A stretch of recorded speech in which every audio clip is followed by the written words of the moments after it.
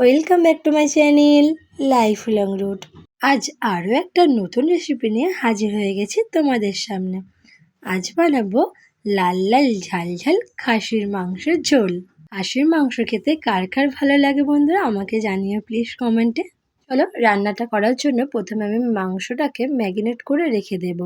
মাংসটা ভালো করে ধুয়ে পরিষ্কার করে নিয়ে তাতে রসুন বাটা, আদা বাটা, পেঁয়াজ কুচি, পরিমাণ মতো লঙ্কা গুঁড়ো, হলুদ গুঁড়ো, জিরে গুঁড়ো, টমেটো কুচি আর পরিমাণ মতো নুন আর টক দই দিয়ে একটু মাখিয়ে নিয়ে একটু বেশি পরিমাণে সর্ষের তেল দিয়ে ম্যারিনেট করে রেখে দেব আধ ঘন্টা মতো। মাটন তো অনেক রকমভাবেই রান্না করা যায়, কিন্তু এই ম্যারিনেট করে রেখে মাটনটা রান্না করলে দারুণ হয় খেতে। আমাদের বাড়িতে মাটন হলে আমরা প্রায় সময় এইভাবেই মাটন রান্না করি। তো চলো মাটনটা এখানে ভালো করে ম্যারিনেট করে চাপা দিয়ে রাখা থাক আধ ঘন্টার মতো। এবার কড়াই তেল গরম করে মাটনে দেওয়ার জন্য কেটে রাখা আলু নুন হলুদ দিয়ে ভালো করে লাল লাল করে ভেজে নেব। এবার সেই আলু ভাজার তেলেই গোটা তেজপাতা, গোটা শুকনো লঙ্কা, গোটা গরম মশলা আর একটু জিরে দিয়ে নাড়াচাড়া করে আর সামান্য পরিমাণে একটু চিনি দিয়ে দেবো তেলে, যাতে কালারটা সুন্দর আসে। গোটা মশলাগুলো একটু লাল লাল হয়ে আসলে বেটে রাখা রসুন বাটাটা দিয়ে ভালো করে নাড়াচাড়া করে নিয়ে রসুনটা ভেজে নিতে হবে।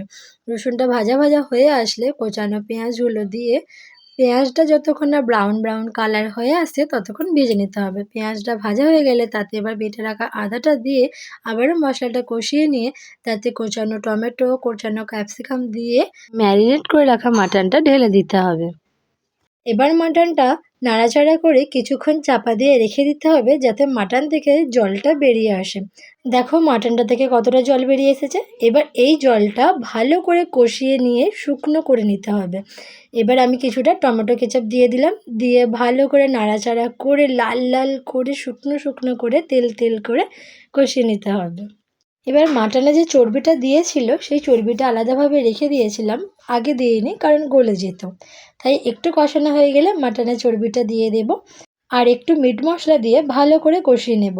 এবার ভেজে রাখা আলুটা দিয়ে আবারও নাড়াচাড়া করে মাটন থেকে তেল বেরিয়ে আসলে তখন ধনে পাতা কুচি দিয়ে একটু কষিয়ে নেব।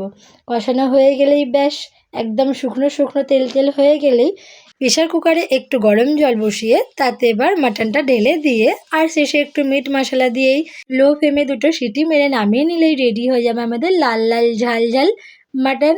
তোমরাই দেখো কতটা সুন্দর দেখতে হয়েছে আর কতটা নরম হয়েছে, এটা খেতেও দুর্দান্ত হয়েছিল। ভিডিওটা ভালো লাগলে তাহলে একটা লাইক, শেয়ার অ্যান্ড সাবস্ক্রাইব করে দেবে বন্ধুরা। Okay bye.